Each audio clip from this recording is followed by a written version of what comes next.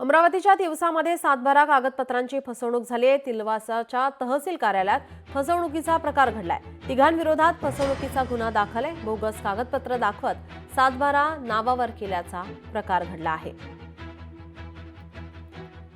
तहसील कार्यालय तिवसा येथील नायब तहसीलदार श्री आशिष नागरे साहेब यांनी पोलिसांना लेखी तक्रार दिली।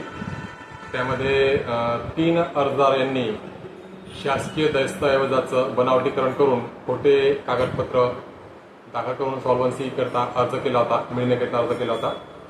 त्या अनुषंगाने पोलीस स्टेशन तिवसा येथे अपराध क्रमांक 574/25 अंतर्गत विविध कलमान्वये 3 आरोपींविरुद्ध गुन्हा नोंद करण्यात आलेला आहे। पुढील तपास सहाय्यक पोलीस निरीक्षक अमोल मुळे हे करीत असून आरोपी त्यांच्या शोधार्थ पथक रवाना करण्यात आलेली आहे आणि तपास सुरू आहे। लोकशाही मराठी ऐका, पहा, जागरूक रहा।